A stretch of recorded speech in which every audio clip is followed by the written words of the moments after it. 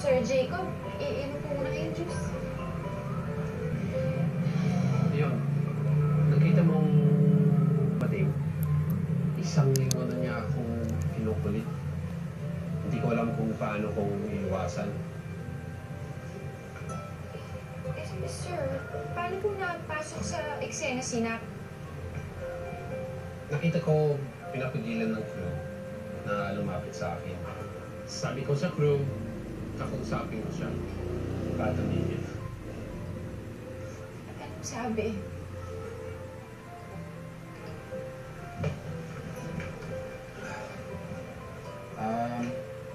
Actually, sabi niya, he wanted to make sure na hindi ko nalokohin ang babae natin special sa kanya.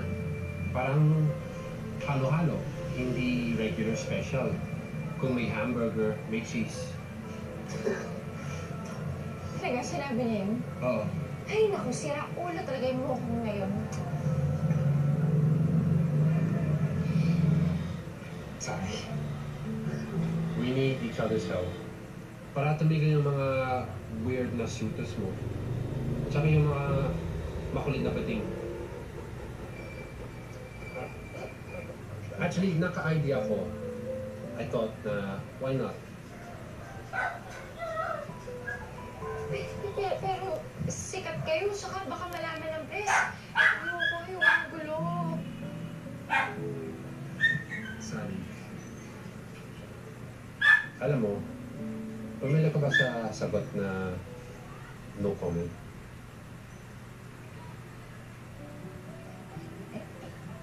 No comment, sir. No comment.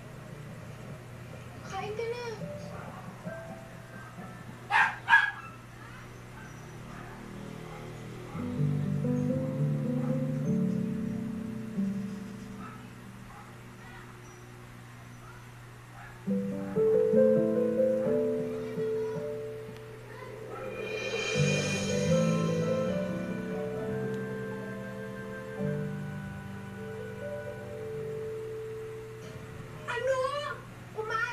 Sa loob ng bahay, si Jacob! Bakit hindi mo man lang ako tinext or tinawagan naman lang, di ba? Oo, pumasok siya sa loob ng bahay. Pero sandali lang din siya dahil tinawag na siya kagad sa set. Ganun? Sayang naman yun. Pero syempre, dahil kayo na, ibig sabihin, meron na akong chance para makasama sa inyo pag magdi-date kayo, di ba? Te. Ano? Hindi totoo na kami.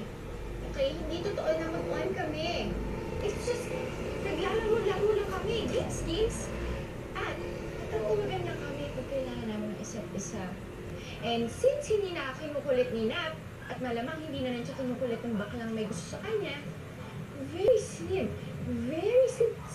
yung chance na magkita kami ulit. Very slim. Pero kahit na nakakainis yun, sana man yung tinagsuko ko, di ba? Sana man lang makita ko siya. Yung damit ko. Ay, sorry. Nasusunog. Si Jacob! Si Jacob! Hindi! Hindi! Yun na! Sabi! Hello? Hello? Hello? Okay, sige. Bye! Sabi? Ano? Kailangan daw namin magkita ngayon! Bakit tao? Pinagkakalat ni Nap